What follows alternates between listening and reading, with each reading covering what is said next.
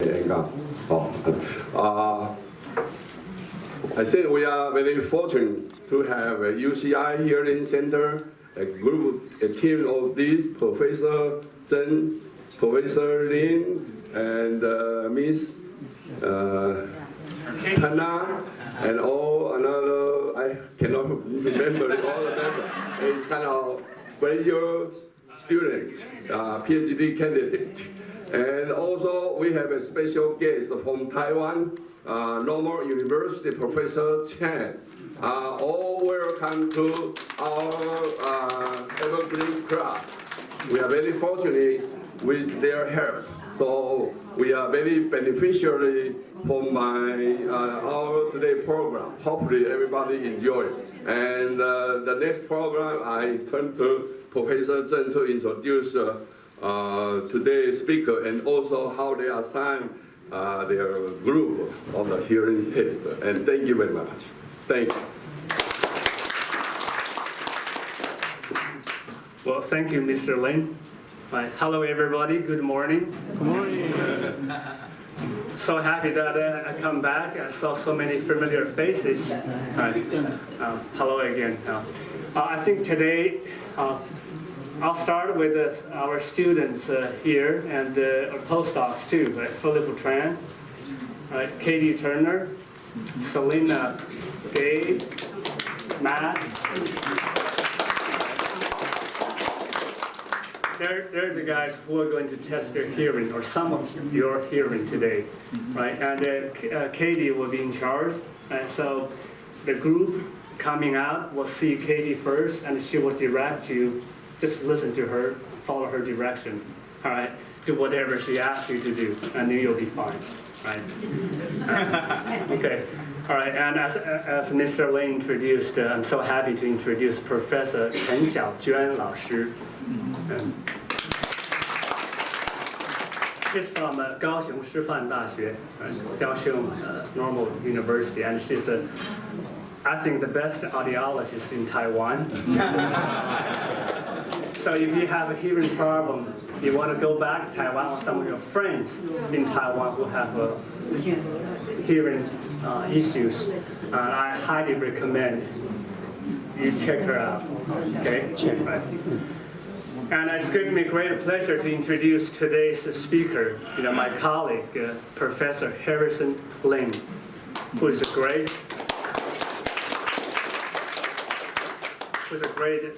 physician and scientist.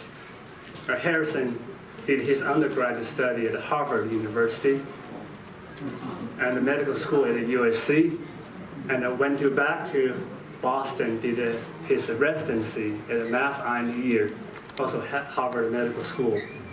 So there's a lot of Harvard there.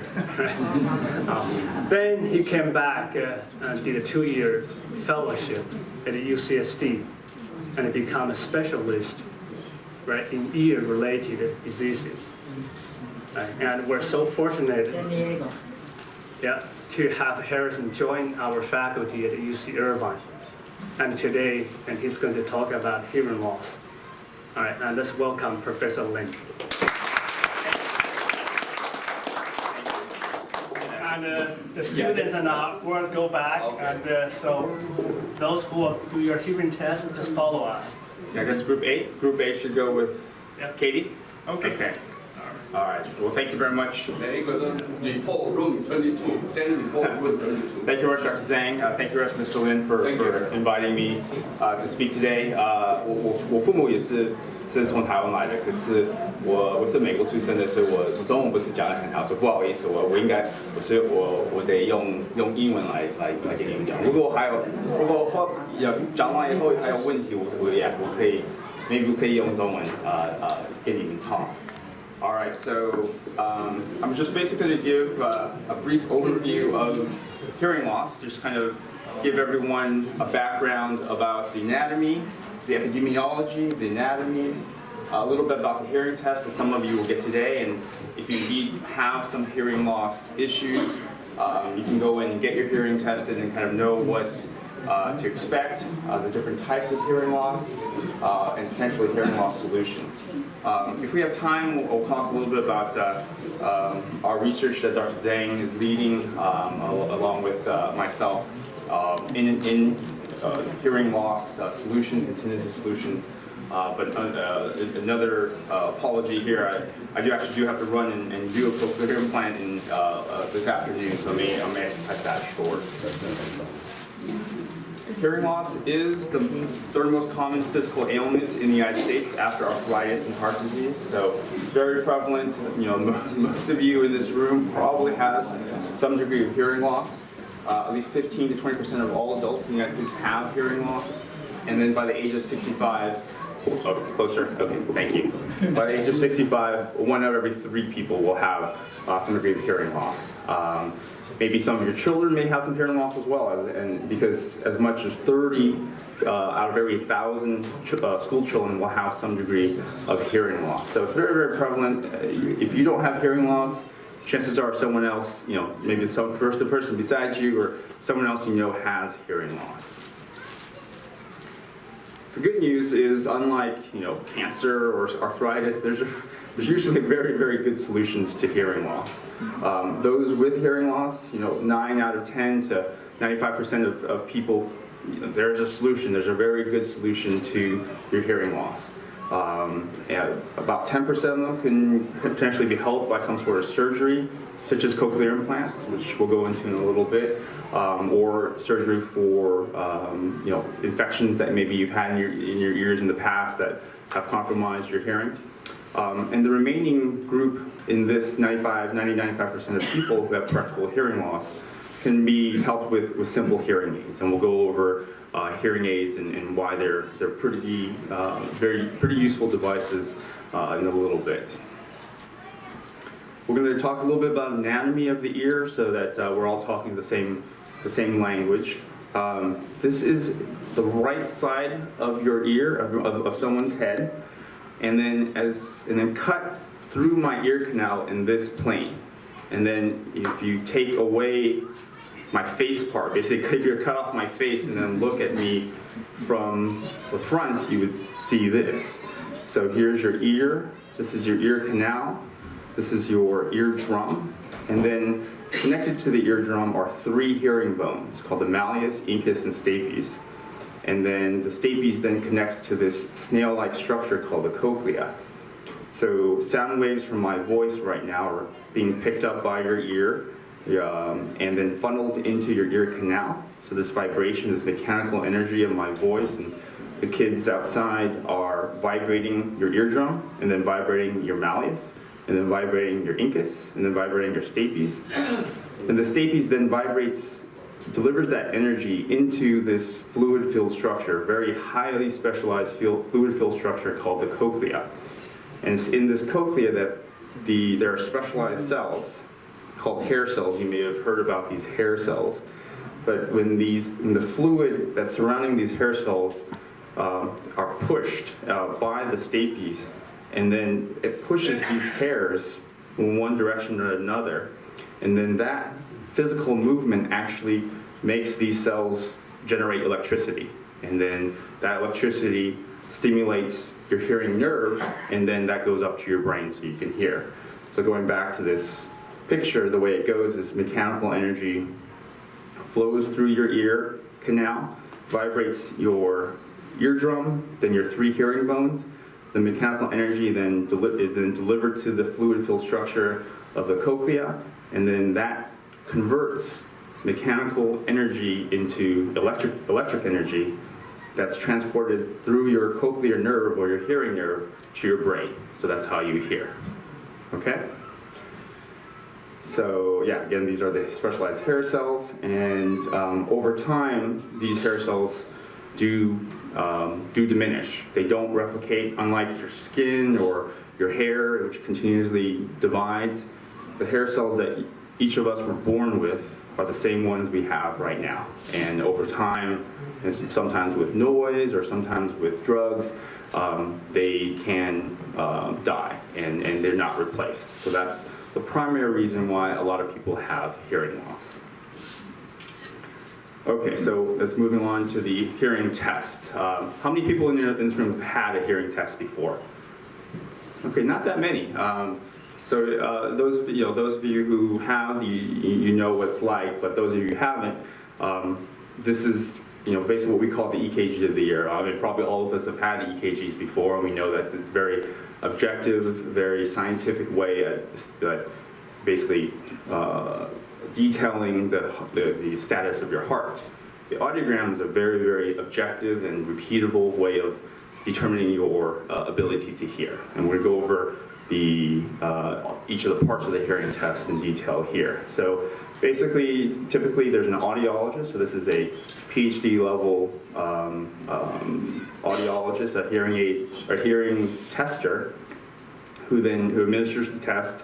The person is put in a soundproof room, and then these inserts are put into your ear, and then basically they test your hearing. And so a typical audiogram is composed of three main parts: audiometry, speech discrimination score, and tympanometry. So audiometry is your ability to recognize the presence of sound. How much energy does it take, and at what frequencies do you have the ability to hear? So that data is graphically represented in this chart, which you'll see basically on every audiogram. The way you read this is across the x-axis, there are different frequencies starting from low frequencies on the left to high frequencies on the right. And then on the y-axis, as you go down on the y-axis, these are the escalating levels of tone that need to be played in your ear before you hear it. So these are measured in decibels. So if it takes 100 or 110 decibels, a really, really, really loud sound before you say, oh, I hear that, that's bad, right? So the lower this curve is, the worse your hearing is. The higher it is, the better. 20 and above is defined as normal, and everything else below that is mild, moderate, severe, or profound hearing loss. So you can see for this person, his hearing is pretty good in the low to mid frequencies, but in the high frequencies it's pretty terrible. The right ear is always in circles in red, and the left ear is always in X's or in blue. Okay, we'll be coming back to these charts a lot. We'll review the results over and over again. So once the audiologist is able to determine how your hearing is and roughly where you can hear, they can then determine your speech discrimination or speech understanding score.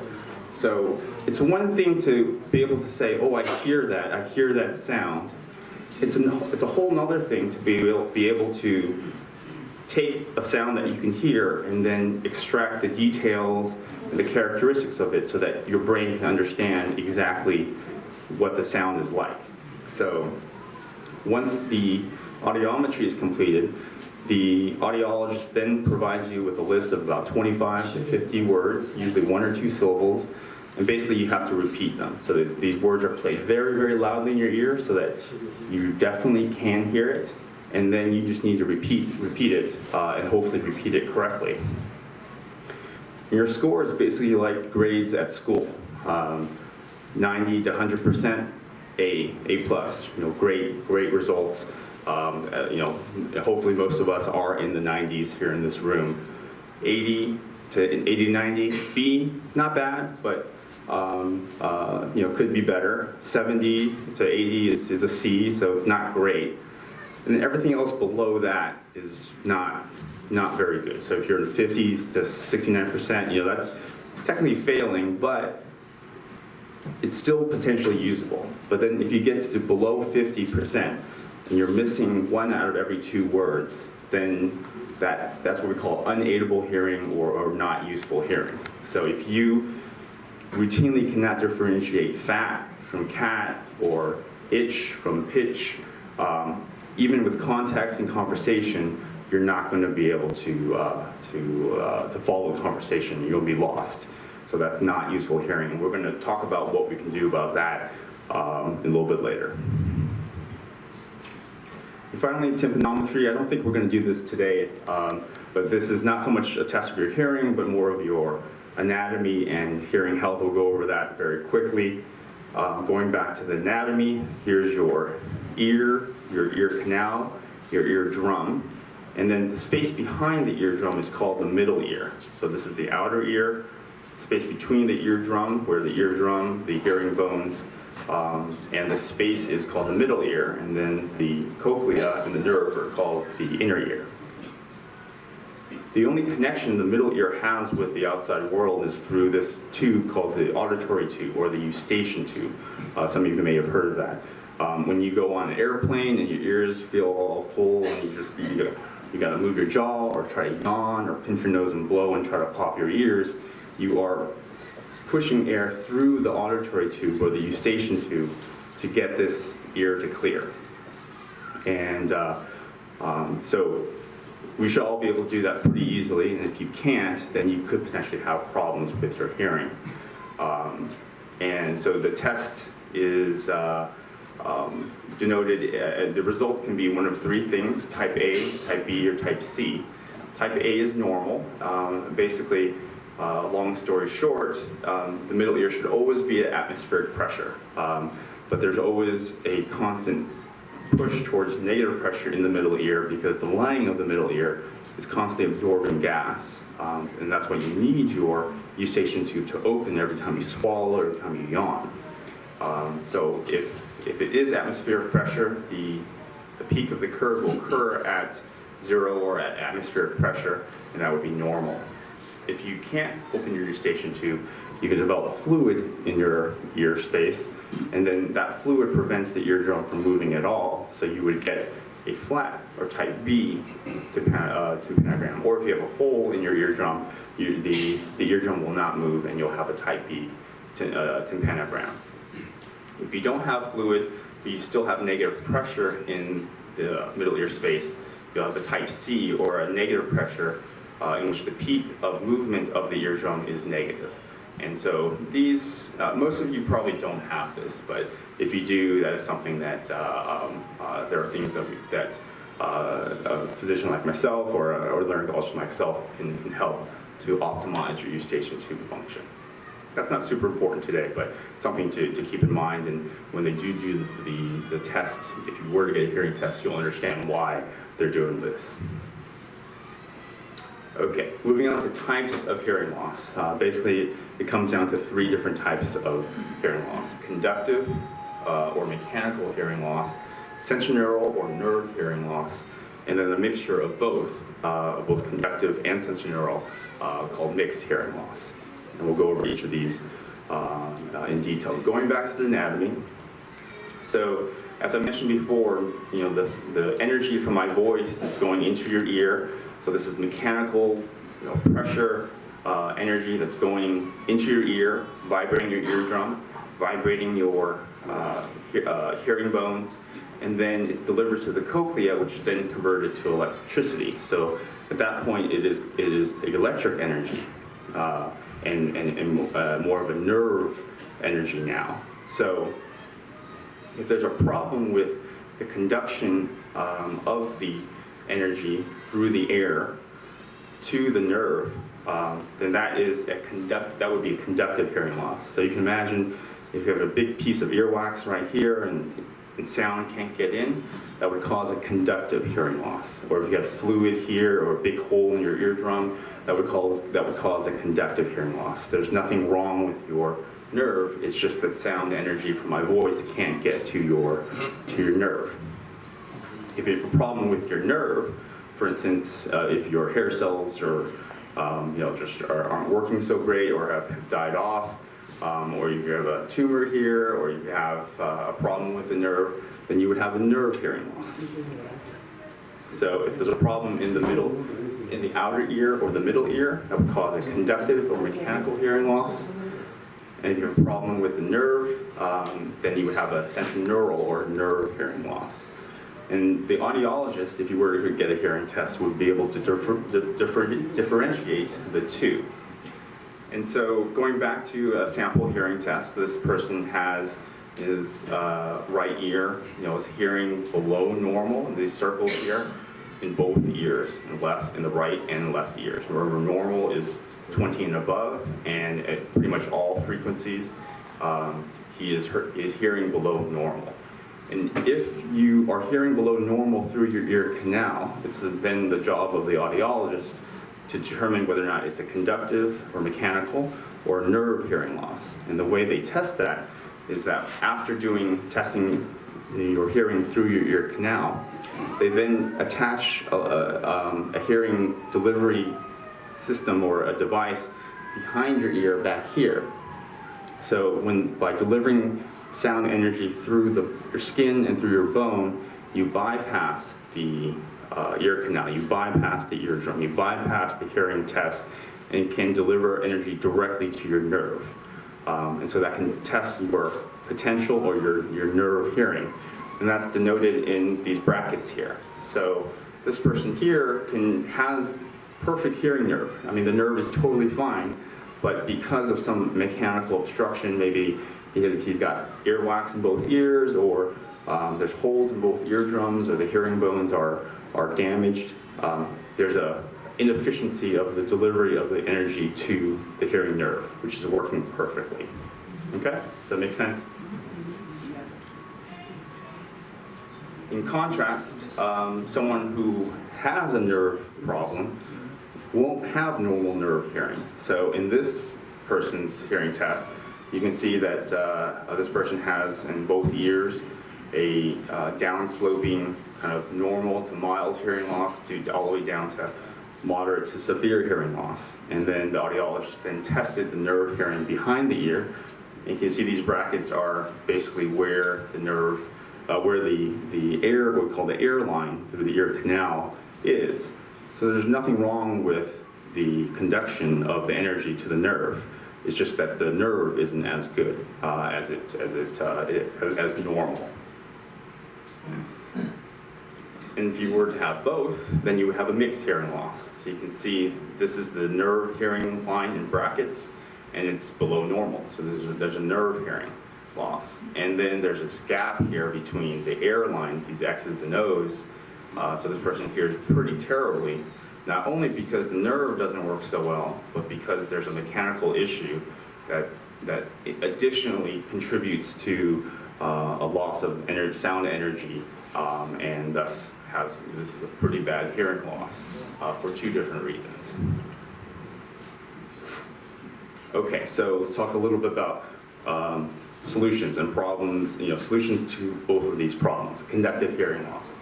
As you might imagine, it's a mechanical issue. There's inefficiencies of the delivery of the system of energy, sound energy to the ear.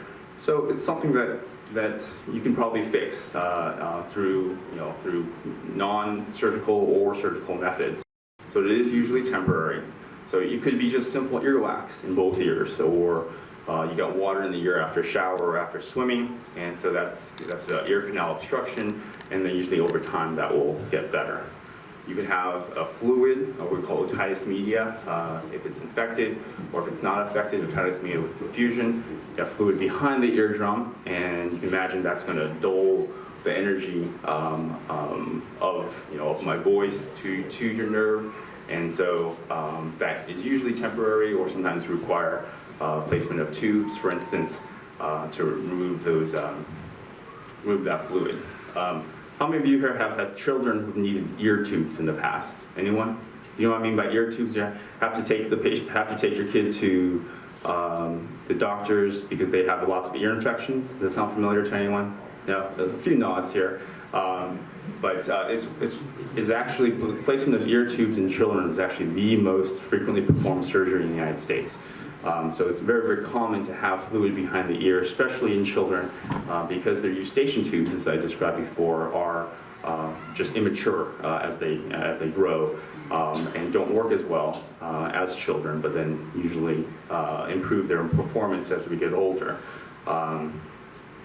If you were to get in a car accident or something, and then have bleeding in the ear or something like that, then obviously that can cause a temporary hearing loss. Other causes of conductive hearing loss, there's a hole in the eardrum, or if you had a lot of infections as a child, you have scar tissue in the middle ear space, or you got into a car accident and the ossicles or the hearing bones were dislocated. These are all potential reasons for a conductive hearing loss that I could fix, or any ear surgeon could fix. In contrast, as you might imagine, nerve hearing loss or sensorineural hearing loss is often permanent. And the most common cause of sensorineural hearing loss is aging, sometimes noise, or specific types of trauma or fractures to your skull that causes damage to the nerve can also cause hearing loss. And there are other reasons that you're born with, you have infections, or took bad medications, or medications that we no longer use, but in the past may have caused damage to the hair cells. This can often cause sensorineural hearing loss, which is, for the most part, irrecoverable. So let's talk about age-related hearing loss, the most common cause of hearing loss that probably several of you here have. It's called presbycusis. If you ever see that word, you'll know what that means. It is a slow and gradual process, and as I mentioned, it's thought to be loss of the function of the cochlea. It's a loss of the hair cells, and thus there's less information being transmitted to your nerve, and typically is a high-frequency hearing loss. So low frequencies are here, so low frequencies, and then the high frequencies, you have a drop-off, and it requires far more energy in the high frequencies for you to recognize the presence of the sound.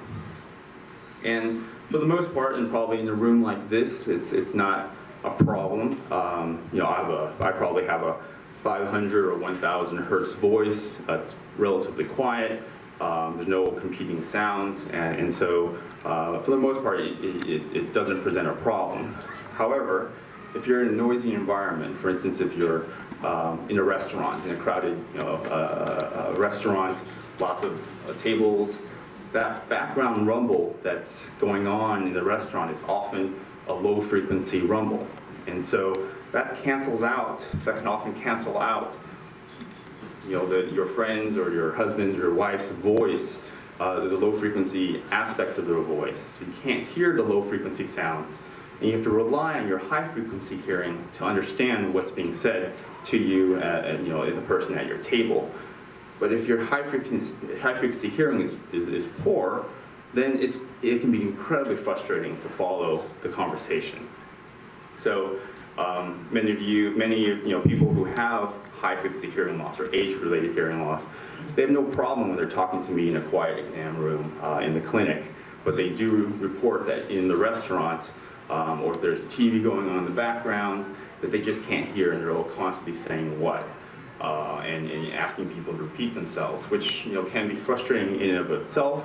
And moreover, if you get sick of asking people to repeat themselves, they can become isolating. There are high rates of depression among the elderly with hearing loss because they just don't want to engage because they can't follow the conversation, they can't hear. The good news is that this typically can be pretty easily addressed with hearing aids, and we're going to go over that right now. So if someone here has a hearing test like this, and then they have speech discrimination scores of, let's say, 44 to 88%, that's pretty good. As long as the sound is loud enough for you to hear, you're able to repeat 8 to 9 out of 10 words back correctly. You're understanding 90% of the words said to you with context and knowing who you're talking to, knowing the topic. That's not a problem at all. And so fitting a person like this with hearing aids should be a really, really good thing. So a brief note about hearing aids. Hearing aids are dispensed by audiologists, and so there's hearing aid dispensers in companies all throughout California and the country. Sonus, Providence, Costco offers hearing aids as well. And so it's not something that a MD provides, but something that an AUD or a doctor of audiology provides. But we'll talk about it briefly here. Hearing aids generally fall into 4 categories. There's behind the ear devices, in the ear devices, in the canal devices, and completely in the canal devices. And which one you'll need, which one's best for you, is kind of going to be determined by the audiologist and determined by the severity of your hearing loss. Generally speaking, if you have pretty bad hearing loss, you're going to need a larger device. You're going to need more power, more amplification in order to take sounds and deliver them loud enough to your ear for you to hear. Moreover, if you, the smaller they get, the more miniature they get, also the more expensive they are. So there's kind of you have to weigh kind of looks and appearances with costs sometimes. So hearing aids, those of you, how many people here have hearing aids? Anyone here have hearing aids? Okay, a few. Those with hearing aids will know that they're really expensive. They can be $1,500 to sometimes $3,000 to $4,000 each. So we're talking $3,000 to $6,000, $7,000 for both of them. And they're very, very infrequently covered by insurance. So this is out-of-pocket expense. So a lot of you could be persuaded to potentially think about the ads you see on TV or in the newspaper, the Miracle Ear, or something that you can buy for 4 easy payments of $29.99. I get asked often, why can't I just buy one of those? And the reason why you can't is, you can, but it's suboptimal because hearing aids are very, very sophisticated devices. As my mom likes to say, 一分钱一分货, right? You get what you pay for. They're not charging you $6,000, to sell you the same device that someone else can charge you, $100 for. So just a little, a very superficial review of why they're so expensive and why they're so, sophisticated. It's because let's say you have a hearing test like this. My voice is, you have no problems hearing my voice. So your hearing aid should not amplify my voice because otherwise it'll be too loud and you'll be very, very annoyed by it. But if it's little girls out there with high frequency voices, you do need the help, okay? So what a hearing aid does and why it's so sophisticated and why it's so expensive is because it's be able to take all the sounds in the environment, instantly determine what frequencies those sounds are, put them into little baskets, we call bins, and then based on your hearing test, the audiologist will program your hearing aids so that if it's a low frequency voice like mine, it'll just let it go right through. No amplification, no gain, it just goes right through and you hear my voice the way everyone else hears it. But if you have a little girl who's talking, and let's say her voice is at 3,000 hertz, we'll take her voice and give it, let's say 30 or 40 decibels of boost, so that you can hear it. It'll sound, if I put on your hearing aid, it'll sound really, really loud, but for you, you need that boost in order to recognize that sound. And so it does that for all the frequencies in the kind of the hearing spectrum, and so that's why they're so expensive. Okay, so we're doing time, but I've mentioned that typically someone with a hearing test like this, typically we can easily address this hearing loss with hearing aids. But what if you have speech discrimination scores of 36 or 44%, and you can't understand 7 out of every 10 words being said? So you put on a hearing aid and you can hear the words being said, but it's rah, rah, rah, dog, rah, rah, rah, cat, and it's just nonsense to your brain. And so the hearing aid oftentimes will not be effective for people with low speech discrimination scores. And that can be very, very frustrating. And so what can we do about that? Cochlear implants, what some consider the most successful neural implant in human history. Basically, a cochlear implant is a surgical implant that someone like me implants into your head and into your cochlea that bypasses the damage or missing sensory structures of the inner ear, mainly the hair cells that I mentioned, to directly stimulate the hearing nerve with electricity. Basically takes sounds from your environment, converts it into electricity, and then delivers it to your nerves so that you can hear.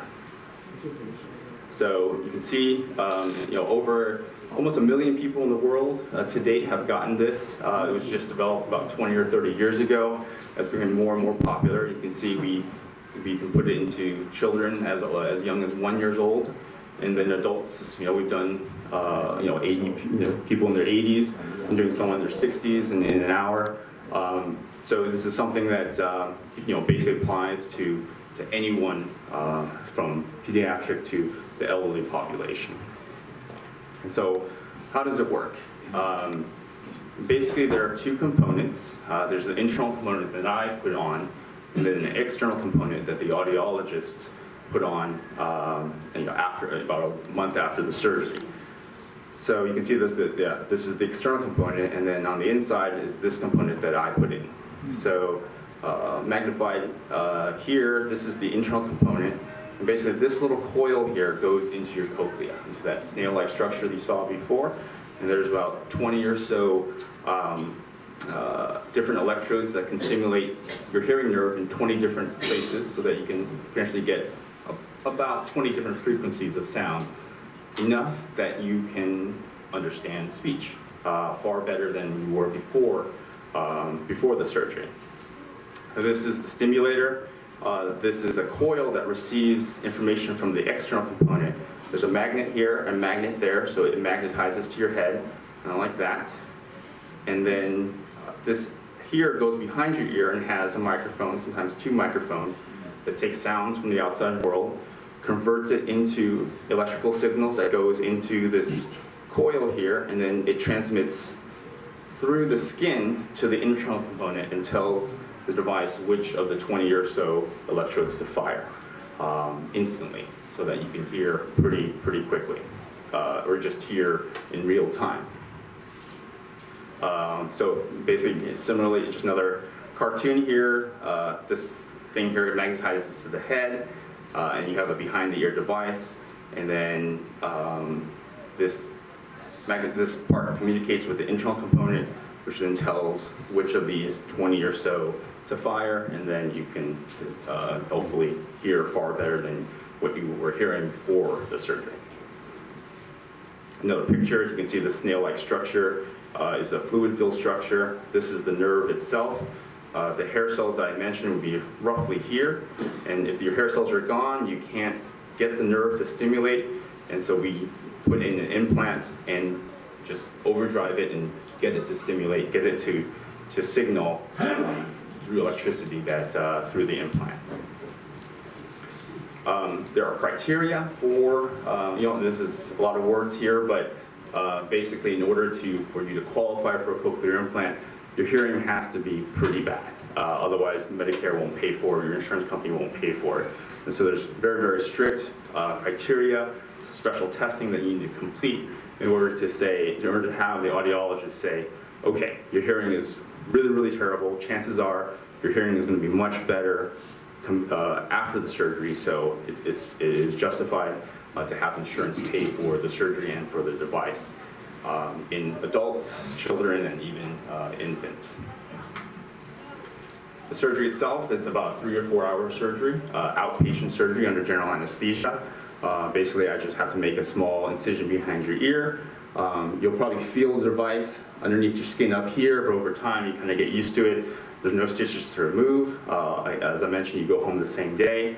You may need some strong pain medications for about 3 to 5 days, and then you go back in about a month or so to the audiologist to have the external component put on, your device activated, and then programmed to your hearing test. And hopefully over time, it usually takes a few months to maybe even over a year or two to optimize your hearing, but 90–95% of the time, your hearing is going to be far better than it was before going in.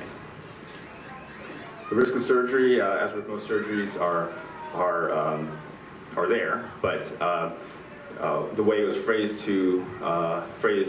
from one of my colleagues is that the chances of you having a problem from surgery are actually less than the chances of you getting into a car accident on the way to surgery.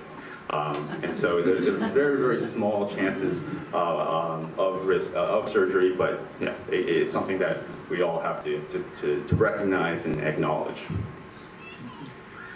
In America, there are 3 main cochlear implant companies. Generally, you get to pick which one you want. Cochlear is based in America. This is based in Austria, actually Australia, and this is based in America.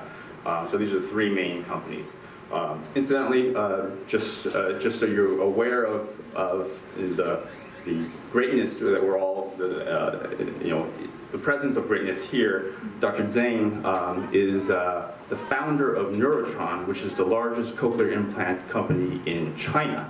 You can imagine there's a lot of people in China, and so his company is becoming more and more popular. There's hundreds, if not thousands, of patients have gotten cochlear implants from the company that he founded. It's currently not FDA approved in the United States, but they're working. I think they're working on it here. It's approved in Europe. It's approved in China and Asia. So hopefully one of these days there's going to be a 4th company founded by Dr. Zhang right here. For those of you, and also something for you to consider, if you feel like your hearing is pretty good, but maybe it's not, it could be better. You could be a candidate for what's called a hybrid implant, in which you have a cochlear implant, but then your device also happens to be a hearing aid as well. And so that you can still, if the surgery goes well and you still have some good residual normal mechanical hearing, the way that you were born, the hearing that we were born with, you can combine the technologies of the hearing aid with the cochlear implant. I think I'm going to end right there because I would usually I go into the research that Dr. Zhang is doing, but I'm happy to take maybe 1 or 2 questions now, or yeah, okay, all right. Any questions right now? Maybe I can field 1 or 2. Yes, sir. After audio convert to the electrical signal, and what part of the brain that is connected to process those electrical signals? It's the same. We do nothing to your brain. We do nothing to the brain stem. Basically, we just stimulate the nerve, which is about maybe half a finger's breadth deep to my finger here, and just get it to fire. And then everything else downstream of that is your normal anatomy. It just needs the electricity, it needs the jump start, it's the battery, yeah. My question is, what part of our brain process audio signal? It's called the temporal lobe, which is kind of right here. Both sides? I'm sorry?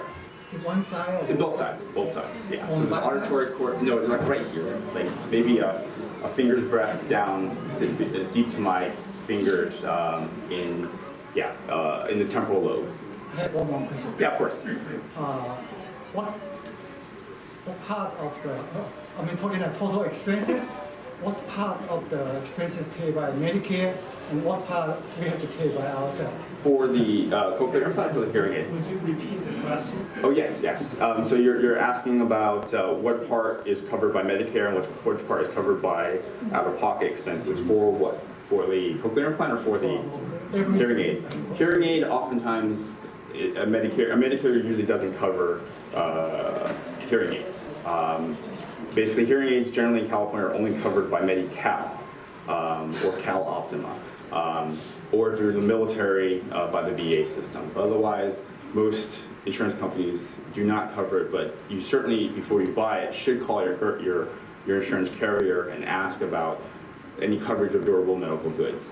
With regards to cochlear implant, it should be 100% covered by Medicare.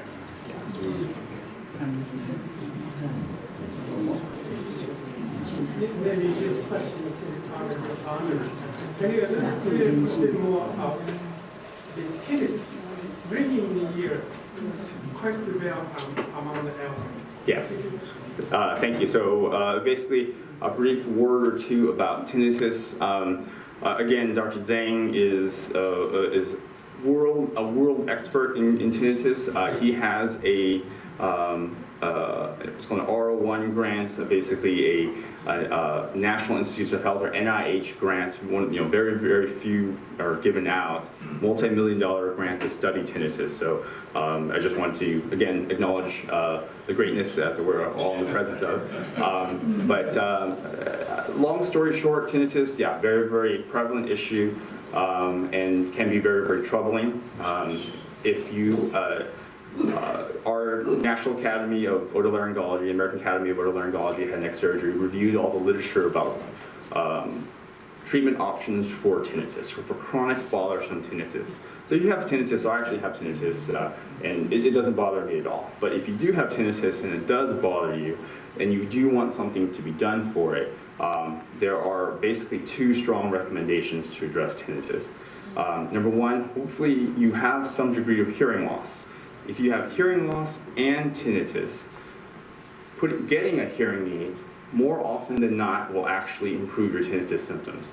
You either make it go away or make you notice it less. It's thought to be, tinnitus is thought to be a consequence of the lack of stimulation to your brain because of your hearing loss. So let's say 40 years ago, everyone heard the way those kids out there heard.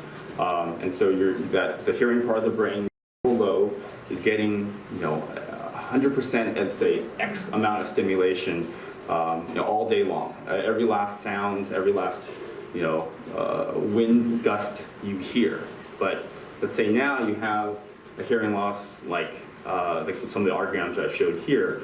Now these little sounds that a lot of us take for granted, you don't hear. So now you only have 0.7x or 0.5x of the stimulation that you used to get when you were a kid, out on the playground. And so the brain doesn't like that, and so it generates the sound, kind of like phantom pain when soldiers lose their arm and they have pain in the arm they no longer have. It's because the brain doesn't like the loss of sensory input to the brain, and it generates the sensation. And if you have hearing loss, you can, unlike the soldier who loses their arm, you can potentially re-stimulate your brain, and you do that through a hearing aid. The other recommendations for those of us without hearing loss and tinnitus and are just really, really bothered by it, they just can't, it's just psychologically devastating or debilitating.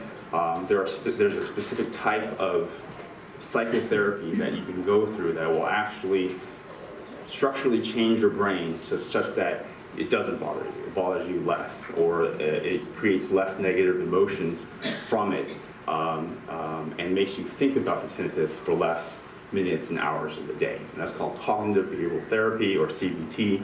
And so hearing aids and CBT are basically, unfortunately or fortunately, kind of the only things that is evidence-based recommendations that we can offer, or we should offer, people who have chronic bothersome tinnitus. Yes, sir? I can hear you perfectly. I don't need any hearing aids. No, you don't. And some days I hear very well. And some days I don't hear as good. Can you tell me what is going on? Well, it's probably environmental and situational. Like I said, in this environment, relatively quiet. We've got smooth walls and sounds reverberating and bouncing off. So not only do you hear the sounds directly from my voice, but the speakers are playing it, and it's just a really good, optimal hearing environment. But if you're down there with the kids and they're screaming, and then there's no microphone here, and it's outdoors, and there's wind blowing, and I try to talk to you, you're probably going to have a little bit of difficulty. All of us will probably have some difficulty. And so it's oftentimes situational. If you do have true fluctuating hearing loss, and which isn't all that common, but if you do, then that could be other issues, but that would be rare. Most likely, it's a situational, environmental conditions that affect the way you perceive your ability to hear. Someday I listen to TV. Someday I will have no problem at all. But some of the days I really have some problem understanding. Yeah. that's difficult to actually diagnose right now, or at least give you good advice on. Yeah, I'm happy to discuss this further. If you wish, yeah. But I guess I can't really comment on why that's going on. Yeah. Make an appointment with you. Sure. Yes. Yeah, no problem. Let's see. Let's go there first. Yeah. How do Age for we beauty. prevent hearing loss?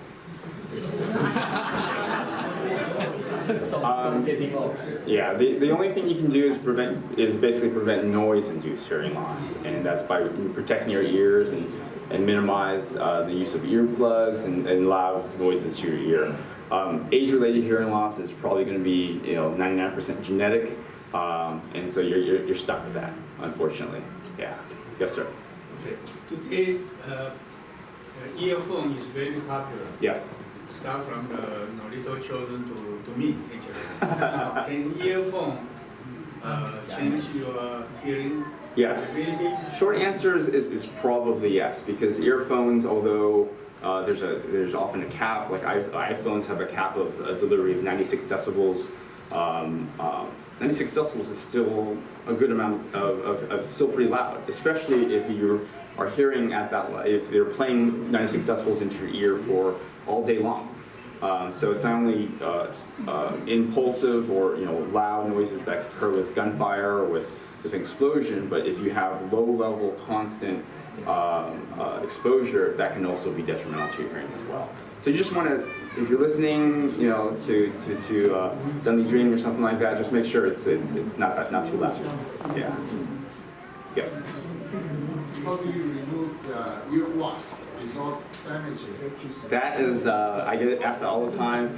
It is difficult. Generally you can't do it at home. Although my mom always did it with a little stick with a hook on it. That could work. I suppose. I would say it's far better than Q-tips. But let's go to a picture here. So earwax is actually only made out here. And then skin grows from the eardrum outward. So there's actually a conveyor belt that moves skin outward. So your earwax is constantly being dumped out into your, what we call the concha here. So sometimes you'll feel something come out. Or in the shower, you're showering and then it just gets washed away. If you put a Q-tip in there, you just basically just push it in.